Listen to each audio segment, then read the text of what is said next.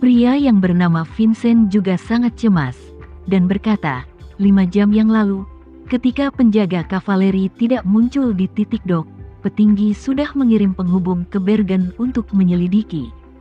Seharusnya ada berita segera. Jika tidak ada semuanya, tetap diam sampai perintah terakhir dikeluarkan. Sementara itu, kendaraan off-road Volvo tua melaju dari Swedia. Setelah beberapa jam trekking, kendaraan itu berhenti di depan rumah pedesaan tempat Isyana tinggal sebelumnya. Jendela taksi pengemudi diturunkan, dan seorang pria duduk di dalam kabin pengemudi, mengamati villa dengan cermat. Meski sudah sore, tidak ada pergerakan di villa ini, dan tidak ada tanda-tanda siapapun yang bekerja di pertanian sekitarnya. Dia mengeluarkan telepon satelit dan berkata ke telepon, "Tuan Vincent, saya tidak melihat siapapun di sini. Masih ada beberapa mobil yang diparkir di luar pintu. Tampaknya ada bekas-bekas yang buru-buru dibersihkan. Apakah Anda perlu saya masuk dan melihatnya?" Suara Vincent datang dari ujung telepon, pakai kamera, dan bos dapat melihat video real time. Oke, pria itu segera mengeluarkan kamera portabel dari kotak sandaran tangan dan menyematkan kamera ke bajunya di bagian luar saku kiri. Setelah menyalakan telepon, dia bertanya dengan hormat, "Tuan Vincent, dapatkah Anda melihat video di sana?" Pihak lain berkata dengan dingin, "Ya, kamu bisa masuk dan melihat-lihat sekarang."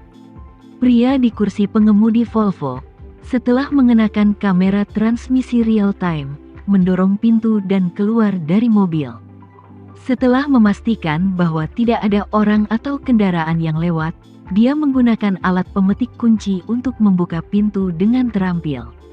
Nyatanya, rumah yang ditinggali Isyana, selain kunci pintu biasa, gerendel tersembunyi di bagian atas dan bawah kusen pintu, dan seluruh rangkaian sistem kontrol Internet of Things telah ditingkatkan untuk kunci pintu. Dalam keadaan normal, apakah dia sedang tidur atau pergi keluar, dia akan menggunakan ponselnya untuk mengunci gerendel yang tersembunyi. Kunci pintu semacam ini hanya dapat dibuka melalui internet, bahkan tukang kunci terbaik pun tidak dapat memecahkannya. Namun, saat dia dan pelayan pribadinya dievakuasi kali ini, mereka sengaja tidak membuka baut yang tersembunyi, yang membuatnya mudah bagi orang ini untuk menyelinap ke dalam ruangan. Pada saat yang sama, di banyak penjuru dunia, bos dari organisasi misterius, dan 4 yang berada di urutan kedua setelah pahlawan yang berkuasa, semua menonton transmisi real time di depan layar. Saat pria itu memasuki ruangan, mayat pengawal Isyana tiba-tiba muncul di tanah. Pria itu tampaknya tidak terkejut melihat begitu banyak mayat. Sebaliknya, dia mendekati dan melaporkan, tampaknya ada baku tembak di sini. Tapi mayat-mayat ini bukan penjaga kavaleri, mereka pasti menjadi pengawal pihak lain. Saat dia berbicara, dia mengikuti jejak sampai ke ruang belajar, dan menemukan mayat lain di lantai ruang belajar. Dia segera melangkah maju, dan ketika dia melihat wajah mayat itu, dia terkejut sesaat, dan berseru, "Itu adalah komandan penjaga kavaleri." Suara Vincent segera datang dari earphone, "Periksa apakah dia sudah mati atau belum." "Bagaimana dia mati?" Pria itu segera membungkuk, memeriksa kelopak mata komandan dan mayat itu bercak di leher dan tangannya, dan berkata, "Dia pasti mati karena keracunan."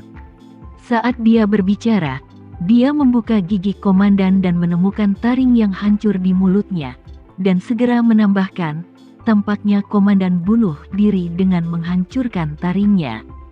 Vincent segera bertanya, "Di mana penjaga kavaleri lainnya?" 8 penjaga kavaleri dikirim kali ini. Kenapa dia mati sendirian? Di mana yang lainnya? Pria di tempat kejadian melihat sekeliling, lalu keluar dan menggeledah seluruh villa. Namun sayang, tidak ditemukan petunjuk anggota pengawal kavaleri di lokasi kejadian. Jadi, pria itu bertanya, "Tuan Vincent, apakah ada hal lain yang perlu saya lakukan?" Sebelum Vincent dapat berbicara, suara yang telah diproses oleh pengubah suara, dan ada suara sangat rendah yang berasal dari earphone, kembali ke ruang belajar. Coba lihat di atas meja. Pria itu dikejutkan oleh suara itu. Itu adalah pertama kalinya dia mendengar suara yang begitu dingin, yang membuat orang merasa sedikit menyeramkan. Namun, saat berikutnya dia menyadari bahwa suara ini mungkin adalah penguasa misterius. Dia tiba-tiba menjadi tegang dan tergagap. Oke, saya akan segera pergi. Setelah selesai berbicara, dia buru-buru kembali ke ruang belajar. Ketika dia datang ke meja kuno, dia tiba-tiba menemukan ada sepasang kaligrafi yang ditulis dengan kuas di atas meja. Dia melihat ke bawah dan menemukan bahwa hanya ada 8 karakter dalam karya kaligrafi ini. Cincin itu telah ditinggalkan, dan tidak ada gunanya mengejarnya. Dia tidak tahu pesan apa yang disampaikan 8 karakter ini. Dia juga tidak tahu cincin apa yang disebutkan di dalamnya. Apa artinya? Tapi dia kebetulan juga pecinta kaligrafi, jadi dia bisa melihat bahwa kaligrafi kuas meniru tulisan kursif kaligrafer Wang Shizi, dan tulisannya bulat dan indah, di mana setiap pukulan bisa disebut tanpa celah. Jika 8 karakter seperti itu digunakan dalam dunia kaligrafi saat ini, mereka pasti akan menjadi yang terbaik. Satu-satunya hal yang tidak sesuai dengan gaya lukisan adalah pada akhir dari 8 karakter, sebenarnya ada wajah tersenyum yang digambar dengan kuas. Meskipun garis-garis wajah tersenyum ini sederhana, namun sangat jelas, dan bahkan terlihat jelas bahwa ada sedikit rasa jijik dalam senyuman itu. Tepat ketika dia tenggelam dalam ketidaksempurnaan dari 8 karakter ini, suara rendah yang telah diubah tiba-tiba terdengar dari earphone, dan dia tampak menggeram dengan sangat marah. Sialan. Setelah selesai, dia meraung dengan marah. Cepat ledakan. Pria itu sedikit terkejut, dan tanpa sadar bertanya, meledakannya. Meledakan apa? Tepat setelah dia selesai berbicara, kamera portabel yang tergantung di dada kirinya tiba-tiba meledak. Ada ledakan dahsyat. Dengan keras, hantaman ledakan tinggi menghancurkan seluruh meja menjadi berkeping-keping, dan kaligrafi yang tertulis di kertas itu langsung terbakar menjadi abu oleh suhu tinggi yang dihasilkan oleh ledakan itu. Dan pria yang datang untuk menyelidiki, sebelum dia tahu apa yang sedang terjadi, dia tiba-tiba merasakan sakit yang tajam di hatinya, dan dia terbang terbalik dan langsung mati. Kematiannya mengerikan. Bahan peledak membuat lubang besar di hatinya, dan wajahnya juga mempertahankan ekspresi ketakutan yang ekstrim. Dia tidak tahu sampai dia meninggal bahwa dia akan mati di tangan kamera video portabel yang dia pakai. Struktur kamera portabel ini sangat cerdik. Setidaknya setengah dari volume internal digunakan untuk mengisi bahan peledak tinggi, dan detonator miniatur dipasang di bahan peledak. Pengendali jarak jauh hanya perlu menggunakan jaringan komunikasi asli, dan baterai litium bawaan kamera hanya dapat mengontrol detonator untuk meledak kapan saja. Alasan mengapa peralatan semacam ini dikembangkan dan ditugaskan kepada anggota organisasi adalah membunuh orang dan menghancurkan mayat bila perlu.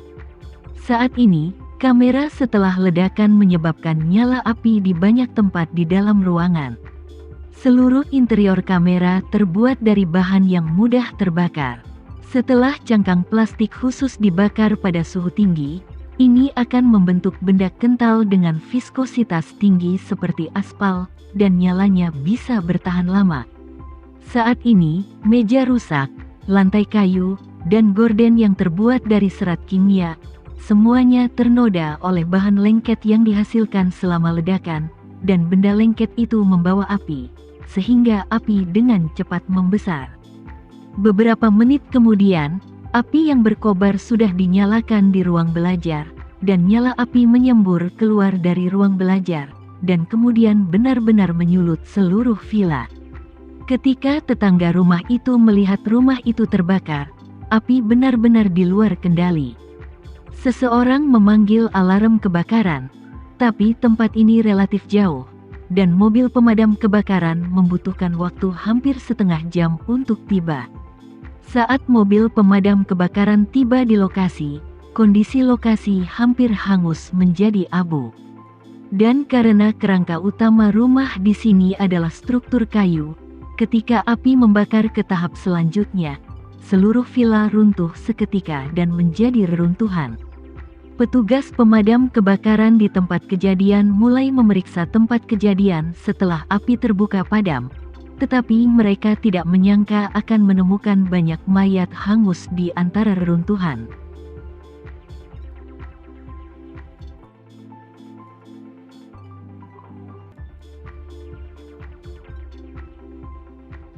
Sekian dulu ya video kali ini, kita lanjutkan lagi videonya di lain waktu. Oh iya, bagaimana menurut kalian? Semoga bisa sedikit menghibur kalian semua. Untuk teman-teman yang baru nonton, jangan lupa subscribe ya, hehehe. Dan kalau teman-teman ada yang ingin gabung langganan, bisa langsung gabung saja untuk dapat fitur yang menarik dan sedikit membantu Mimin. Terima kasih banyak sudah menonton, sampai jumpa lagi, bye bye bye.